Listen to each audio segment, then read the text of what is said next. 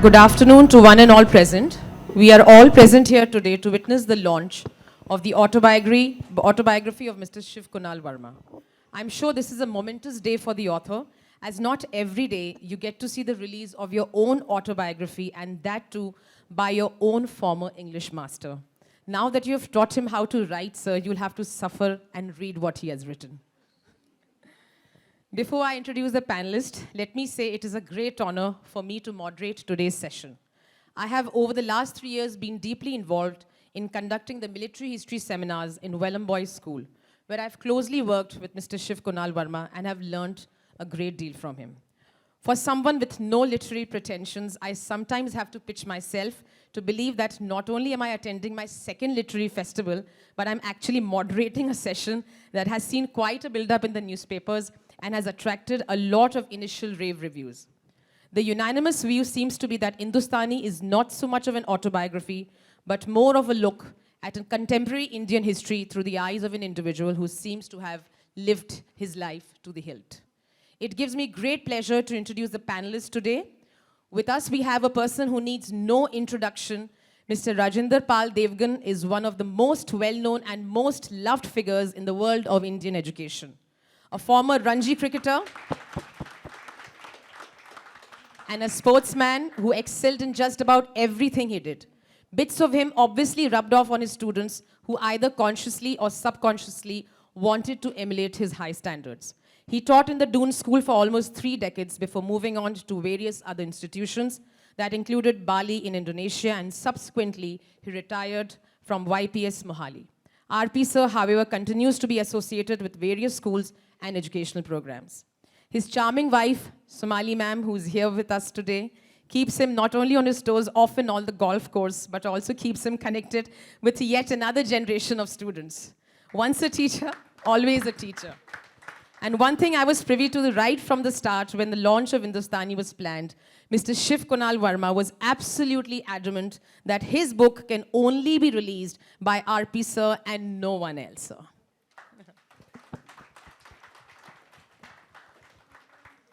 In its own way, this speaks volume for the relationship that existed and continues to exist before the boys of yore and their masters. For all the students present here, I wish all of you also retain similar fond memories of your teachers when you write your autobiographies. We have on the panel Mr. Anoop Seth, who's the director of Purukul School. He carries forth the legacy of Mr. Swami, who set up this wonderful educational institution, which along with Himjyoti School are 2 special gems that Dehradun can really be proud of. Mr. Seth has a biodata that would take up the entire 45 minutes, but suffice to say that today he is here as a fierce critic of Mr. Shiv Kunal Verma, with whom his association goes back 50 years, for not only were they in Doon School together, they suffered each other even in Marshall School for a year before that. We also have amongst us in the audience Dr. Atul Bahadur, who is also the author's batchmate, and it's a privilege to have you with us, sir. And all the other batchmates of Mr. Shiv Kunal Verma. Welcome you all. I also have the pleasure of introducing Mr. Dharmesh Mehta, who's representing the BluOne family, which is now an integral part of the value education program that we are all working towards. Mr. Dharmesh wears many hats in the organization, and he's now in charge of marketing and defense policies in the journey ahead.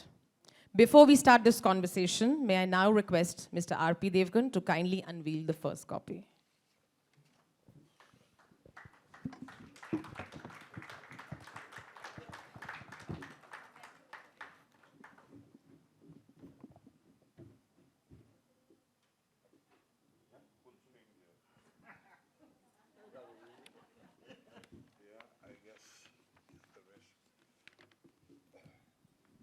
May I now request the author to sign the copy?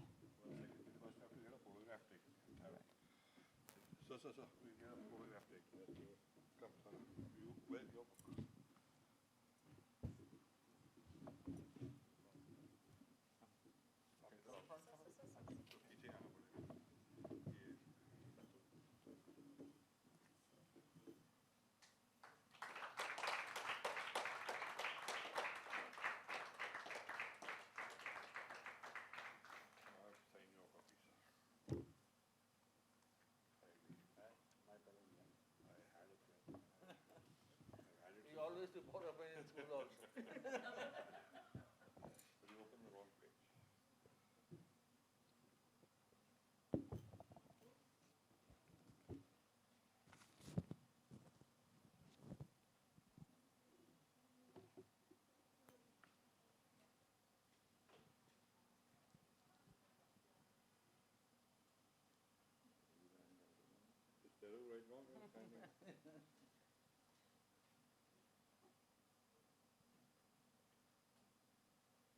Thank you very much, sir. Thank you. Congratulations.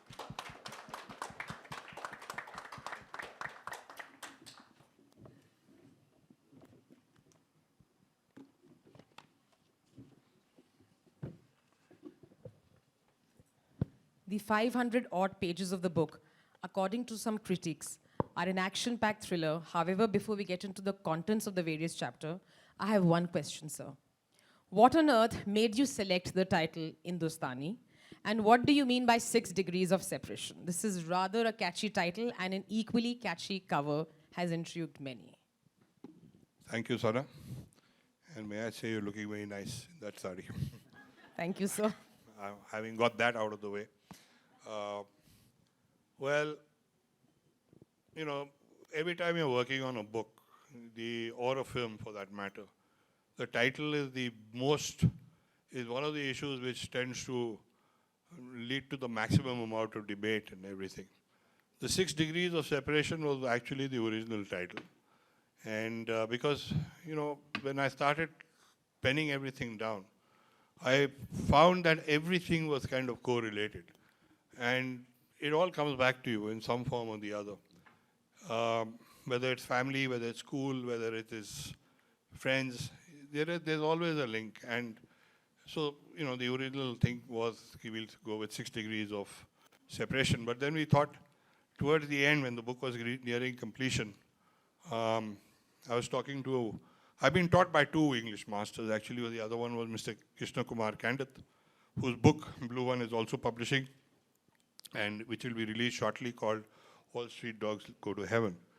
And with KK, this whole discussion was going on, you know, what kind of a title should we give it?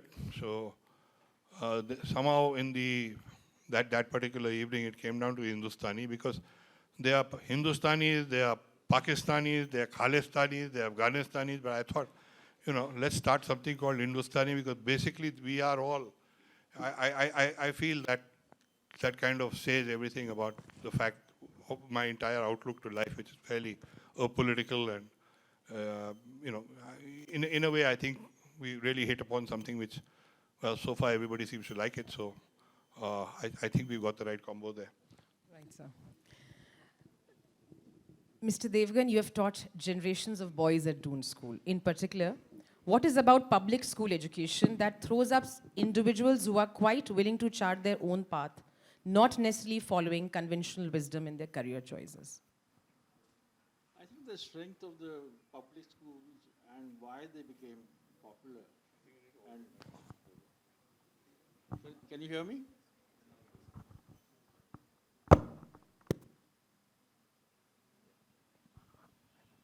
I think one of the reasons why public schools became very, very, you know, popular was because they helped children discover themselves.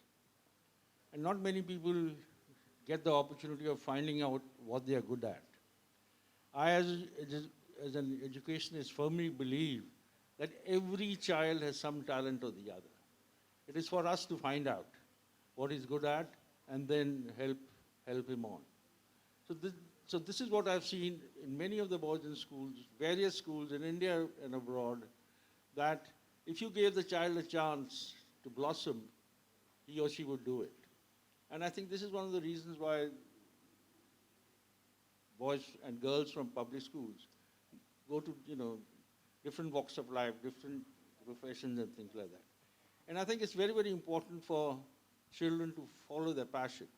And very often I've told children that if the children from these schools don't follow their passion, you don't expect the child on the street to do so. So I think... Rightly, sir. Yes. You certainly followed the conventional path and went to BITS Pilani. Tell us a bit about your batch and whatever you may or may not remember about the author in particular. I believe you have the carte blanche to say nasty things about him, so do not lose the opportunity. You can be as frank as you want to. I've always been saying nasty things about Fauji, right? So we go back more than 50 years. And the strange thing about Doon School is that when you are in it, you are so caught up with your house. But when you are out, you're more caught up with your batch and less with your house. And then I suppose over a period of time, a certain core group has evolved in our 76 batch, and several of us are here today. Fauji, of course, towers above and beside everyone, partly because of his physical attributes. But That was off the table, no, by the way. But substantially, I would say because of the great variety of experiences that he has encountered. Actually, I would say the great variety of experiences he has virtually chased down in his life. Right? I don't think, I think about half the experiences have come to him, the easy ones. I think the other half, he has actually actively gone and chased out from somewhere, whether it's that fellow in Kashmir or, that film, the Northeastern books that we've said, and so on and so forth. So, but even then, I think Fauji and I go back to class 4 or 5 or something, right? And after I read some part of the book, I realized that for such an age spent together, a lifetime, how little we know this person. And one of the questions I'm hoping he will answer for us is that now that he has put all of his life in the public domain, right? How does he feel? Because lives are typically lived substantially in the private domain. So do tell us about that, Fauji. Private stuff is out. No, it's actually this autobiography kind of evolved. I wasn't very keen to write it. Let's be very frank. I had worked on an autobiography before, which was General V.K. Singh's autobiography. And if you ask me, my personal opinion is that most autobiographies are ego trips. There are two types of autobiographies. One is where people think that they've led a very exciting life and they want to share something, climb Everest or go to the North Pole or go deep sea diving or whatever it is. And then there's the other category where they always feel victimized. This all, I could have been this if it wasn't for this. So so basically I've always felt autobiographies fall under those two categories. And in fact, as one of the reviewers said, I think Colonel Raina the other day, he said, George Bernard Shaw actually quoted him, and that's where he said that all autobiographies basically are lies.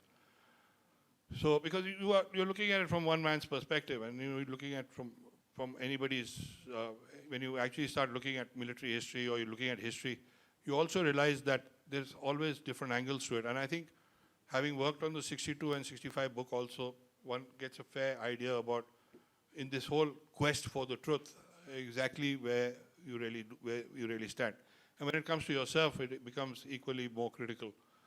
This book was actually the brainchild of Pankaj Singh, who is the editor of BluOne Ink.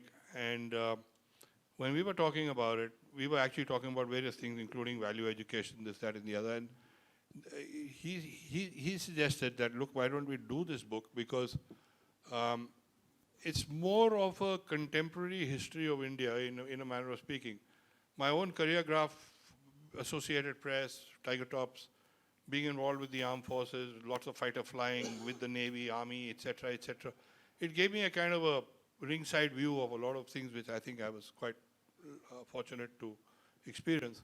So, though I'm sure, in autobiography, there are elements of one's personal comment does come into it quite a bit when you're talking about, anything to do with yourself. But it's not really a conventional autobiography in that sense about what the mental or the thought, of course the mental and thought process is there, but it doesn't really dwell too much on that.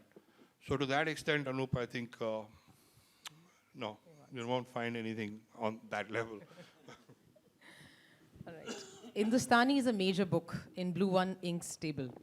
In this short span, this company that has been in existence has made remarkable progress. And you're also involved in a value education program that hopefully a few years down the line may lead to another autobiography, Industani 2.0. And what would you hope, how would you hope to achieve this in the immediate future? Yeah. Thank you. Hello. So I'll kind of pull on the thread that Kunal just was saying, where to place things in his book, etc. I think. Hello. Hello. Yeah. So the challenge with us also is where to place Kunal in. So whether it is projects, whether it is book, and even with this autobiography, when we were saying that, how do you call it? Do you call it an autobiography? So that was one of the challenges that we had, because what you said, a contemporary history. So that exactly was the challenge with us also. So it's not just the book; it's also author where to place him, because everybody is after him. Back in Noida, back in Dehradun, back in Kullu, back I think all over the country. So that's one thing. About Industani 2.0, I think, and what Anoopji also was mentioning was that partly things have happened to him, and partly he has chased things. I think, fortunately, unfortunately, he's kind of been the Forrest Gump of India. And that's also kind of the running joke that we have in the organization. So whether he wants it or not, things are happening to him, around him. And I do feel that with the kind of state India is in, geographically speaking, or as a civilization, more things are going to happen to India. And I think Kunal, being where he is and where he would be, I think there definitely is an Hindustani 2.0 coming in. I hope so too. Give me a break, guys. Come on. No pressure. Not from the publisher's release. All right. So most people at the age of 60 are not tuned to writing autobiographies. What made you take the plunge? Especially at this point in your life, you don't appear to be in a conventionally retired scenario. My dad retired at 56. I'm 62, so I keep telling myself, my father was 6 years into retirement at this point in his life. Some people are born like that, yeah. You feel you are running on a treadmill all your life and you don't get anywhere. So I feel that if you really stop working, I mean, the inertia will probably kill you. So I'm perhaps one of those characters who has to keep doing things, and we're also working on various other books simultaneously, including value education and wildlife and large format books and everything. My idea of relaxation is to stop working on one particular book and work on another one. That kind of gets you back on track. Yeah, it's, I mean, at this point in time, one of the questions which has often been asked to me is that, why do you want to write an autobiography at 62? I mean, do you really think that life is over? Well, in many ways, yeah, I mean, you really don't know where the future will go, but the fact is that this book itself is almost 500 odd pages, and it's, frankly speaking, I've actually left a lot out. And one of the reasons I also was able to document a lot of this stuff was that, especially when we started filming with the Air Force in 1992, I started keeping very detailed notes. In fact, I kept very detailed notes even in my Tiger Tops days, etc. But unfortunately, most of those detailed notes were very detailed letters to the love of my life at that point of time. And when we broke up, they would refuse to give me my letters back. So that whole thing. But once you've sat and written it, part of it gets retained in your head. The Air Force resulted in keeping logbooks and stuff like that. So I have virtually a record of every fighter sortie and everything that has happened. And I mean, I've flown a lot. I've been very fortunate over 2 sessions with the Air Force, first in 1992 and then again after during the Kargil War, after the Kargil War. Almost 500 fighter sorties. And because of logbooks, because of notes, and the other factor was I was also filming. So when we were filming, you are looking at that footage again and again and again and again on the table. So it's not just something like, when any of us experience something in life, we experience it, and it's a flash across your eyes and it's gone. But when you're filming it, there's a difference, because you relive that moment 150 times over. I mean, you're cutting it, you're looking at it, you're analyzing it. So your life kind of, a lot of the detail gets imprinted, and that also helps you to remain within the realms of accuracy, because sometimes, even while writing this, there were moments when I had forgotten about certain things. I'll just give you an example. There's so much that had happened in this entire period that I was just telling Dharmesh, I was just trying to recheck some facts which were related to India Today days. I suddenly find this story of rhino poaching where I actually got shot. And I'd completely forgotten about it. So I had to go back to that particular period and then insert that as a kind of a thing because getting shot is getting shot. I mean, it certainly deserves mention in the book. So yeah, at 62, perhaps it's a little early to write it, but then, it was destined to happen. Yeah, so here it is. Volume 1. Okay. The book, like all autobiographies, has elements that remind you of Arthur Haley's roots. By researching your own past, did it throw up any information that you were not aware of? Arthur Haley's book was actually it completely, I'm interesting you should bring that up. Because when Arthur Haley's roots actually came out, that's the time when I spoke to my grandfather. And I remember this conversation. He used to be in Clementown. He had led a very fascinating life. He was from the CPN Barar cadre. He administered Hyderabad after the police action, and in 61 when he retired, he was offered the governorship of Bombay. He didn't take it. He instead came to Dehradun and settled there. And my dad went into the army and his own thing. So I had actually suggested to him on the lines of roots, let's pen it down, generations of this thing, because what do you remember? Then my dad would handle the second part, and then I would come up with the next one, and then my kids could carry on, etc., etc. Well, my grandfather was a very suspicious guy by nature. He said, who'll get the royalty? So believe it or not, the whole thing collapsed on that. So, yeah, I mean, it's sort of, you just sort of, you have to run with it. And when I started working on the autobiography, for example, there were a lot of aspects of my own family's history. You have to start an autobiography with family history, and actually it helps to also slot you and place you.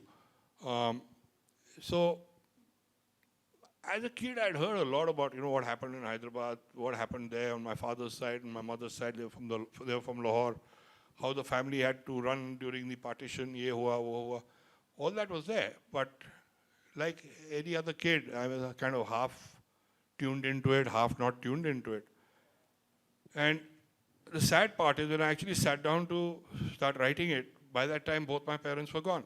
My mother passed away last year and my dad had passed away in 2015. So my immediate 2 points of references were no longer there. But I was fortunate that one of my Masis was still alive. In fact, she was the first girl, the senior most girl in Vellum Girls at one time. And she was the original batch of 10. And my Bua, Kamla Yadav, whose husband was in the Air Force first batch of JSW, etc. They then gave me a lot of, I managed to get quite a lot of information from them. But every time I spoke to my own cousins, and I have a hell of a lot. I have, I think, 32 cousins from my mom's side and 8 from my father's side, so there were 40 of us.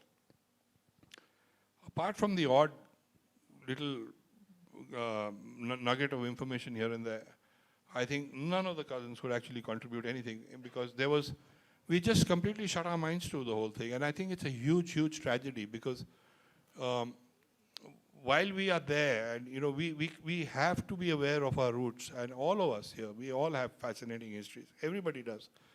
And it's worth being a little bit more alive to it. One major regret I have is that I didn't document it when I had the chance, and then of course now I've done it. So yeah, find a lot of things about yourself, about your past, and that's where again the 6 degrees of separation come in.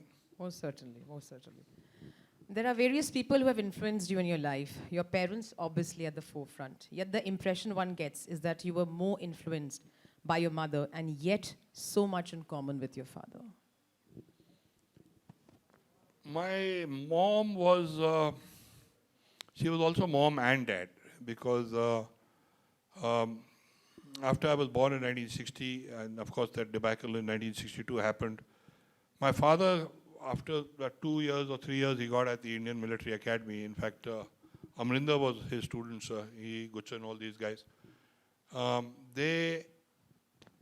My dad got a string of field area postings. He was in Nathula, he was in Sela, he was here, he was there. In fact, it was quite crazy. And my mom was in a separated family here. She had a job. She actually initially applied to Vellum Boys, and Miss Oliphant said, I'll give her the job. And she said, ki your appointment letter is coming by dark. Un dino mein tonge hote the na, tuck, tuck, tuck, and all that. So, and then from there she got onto a cycle and she went to St. Joseph's Academy, where Brother Dooley or somebody said, I mean, whoever was the father, he said, that's your class, start today. So she got into St. Joseph's and she stayed there. Mom had to literally play the role of dad also, and let me tell you, she was very liberal. Fatak, thappad, you know, say tadak. Hamadi, you're lucky. तुमको आज तक नहीं पढ़ी. हमको तो रोज पढ़ती थी. And if I so much as sort of, and you're not going to believe this, we got my dad was posted in Agartala and he got a hill myna, which is a very good mimic. And that bloody bird, yeah, it picked up my sister's, she would screech out at 3 o'clock in the afternoon, Mummy! And in my sister's voice. And my mom would come out and four hops on me. Hey, what have I done? I was just sitting here quietly.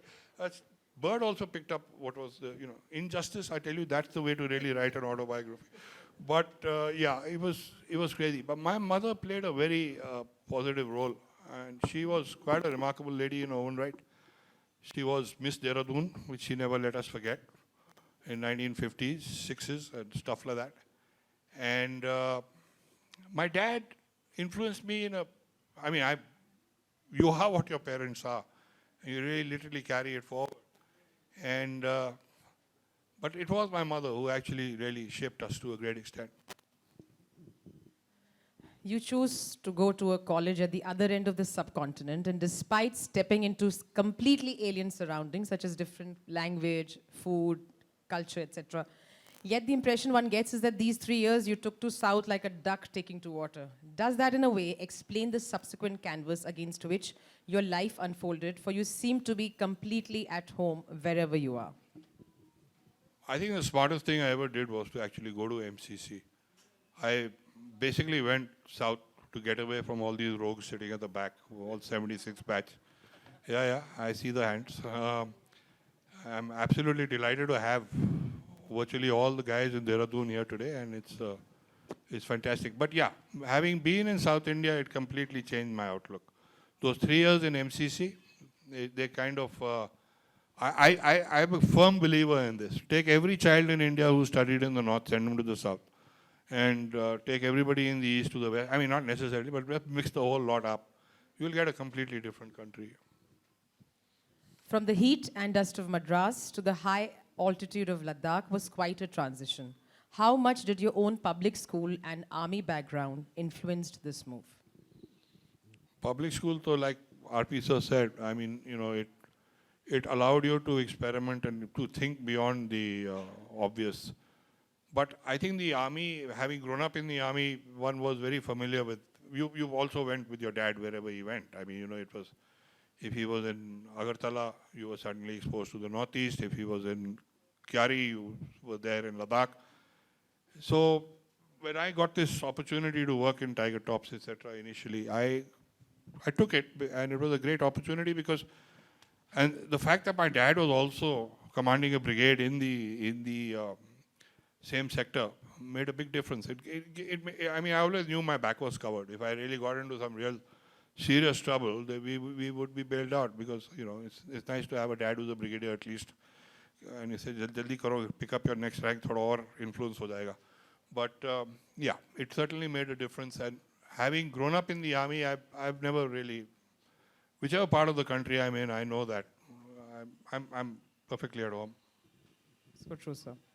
For my generations, most of whom were born after the 1980s and are known as millennials, the early part of the book deals with events like Siachen, Operation Blue Star, the Sikh riots, the Bhopal gas tragedy, many of which were defining moments in Indian history. Being with the Associated Press seems to have projected you into the fast track at a very young age. Tell us a bit about your time with the Associated Press.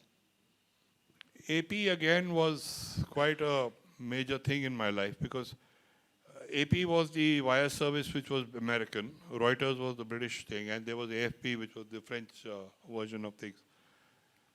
AP was almost unbelievable. I mean, I had a chief of bureau in Vicky Graham who said, do what you want. She didn't try to mold me into becoming a wire service guy. I was allowed to do what I wanted. I could go to Sundarbans, do a story on man-eating tigers. I could go after wolves. I could do whatever. And that's what actually eventually led to even the shooting of Project Tiger and everything. I was just very, very fortunate. And the other thing is that when you're with an organization like AP, you also got access to just about everybody. I mean, you know, the Prime Minister is going somewhere, you are in his helicopter with him. And, you know, it does open up a lot of doors, and it gives you and you're 23, 24 years old at that time. So it was heady stuff, and I think at the right time in my career and my own life, I was lucky to be exposed to that. I eventually got quite disillusioned with what actually happened in Bhopal, which is there in the book, in the Bhopal gas tragedy, which we covered at that time. And that's when I kind of made up my mind to get out of journalism. But then I was, again, fortunate. I got the next break in life and switched into, I mean, just seamlessly went into Project Tiger. One of the underlying threads in the book is your obsession with wildlife and conservation issues. You shot Project Tiger purely by accident, but after that, there was no looking back. A lot of your films on the armed forces seem to have benchmarked films culminating with the Kargil conflict. Can you talk a little about that? Project Tiger, I was lucky again. Most of the cameramen which Bittu Sehgal had picked up were from the Film Institute. And they were not subject. My speciality in filmmaking was, my thing was subject specialization, whereas everybody else was the technical side. And when we got into this scenario where the technical guys were falling short, I just, again, got the opportunity. Bittu was, again, big enough to say whether he had a choice or not is a different matter. And he said, go ahead and shoot. And I did. And things started happening. Then we went on to shoot films for the Air Force, and JRD Tata came into the picture. At that time, and there were no precedents for any of this stuff. In fact, the first time I had to shoot from the fighter cockpits, I had to prove to the Air Force that I could actually eject. And Natty, Air Marshal Nadkarni, was the ACS Ops. And we went to Hindon, and I had to show him how would I eject from a MiG-23 in case there was a problem.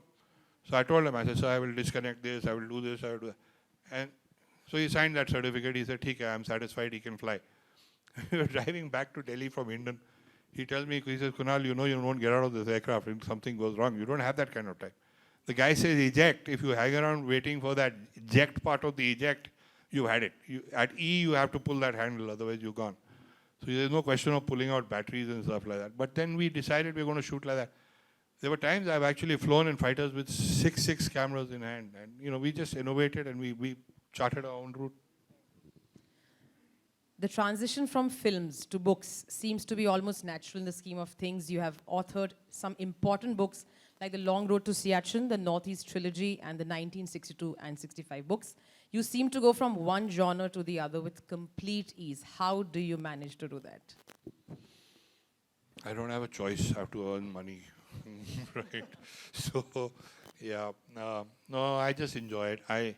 For me, I mean, I think a lot of school kids sitting at the back, I can see guys from RMC, from Doon Girls School, etc. Just keep your eyes open, yeah. Everything, every butterfly, every bird, every little thing has a story. And when you start recognizing that, life becomes completely different. And I think I was very fortunate in having parents, especially my dad, again, who taught me the value of looking at these things and really, extracting the maximum from life. And that then kind of reflects in the kind of work you do. Well, we come to the end of this session. And now, as you say, every book has its own life. Once it's left your table, it will shape its own destiny. So we wish Industani, the book, all the very best. And I'm sure most of you will agree that it will certainly leave its mark on the Indian literary scene. Thank you all for giving your precious time. Have a great day.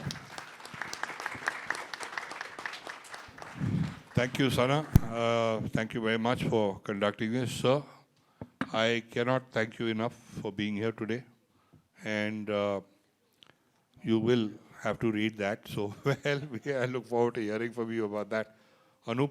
I must say about this book, you know, when he wanted me to read it before coming here, and I was with my son and I wanted to read something, and he said, pick up my Kindle. I said, I'm not, you know, reading on a Kindle. And he sent his book on this. So I have to read this now. Well, you never know. You get to read it twice. Anoop, thank you very much for being here. And I particularly want to mention all my batchmates here. Daddy-O, I can see you radiant out there. Joe and, Sardana is there. 32 times over. BD, thank you for coming from Najibabad. And anybody else here from the gang? I'm not sure, but anyway, it's really wonderful that you all have come. And Kosi actually drove down from, and he's had to go back to Delhi, so he's left, but it was wonderful to have him. I want to thank all of you for being here today. Ma'am, सारे तो आपके यहाँ पे patients बैठे हुए हैं. So, who is not a patient of Dr. Chaudhary here can raise their hand because she's the one who's got everybody on the stage. And Dharmesh and Sean and everybody, thank you very much for coming all the way from Delhi. And all of you who have made this day very special for me. I want to thank you. Nadir, nice to see you there. And some of us go back a very, very long way. And Raja Saab, thank you for being here, sir. It's been a privilege to have you here. And KJ, sir, terrific to see you here again. So thank you, everybody. And whether you buy the copy or not, this guy will say that, not me. Thank you very much.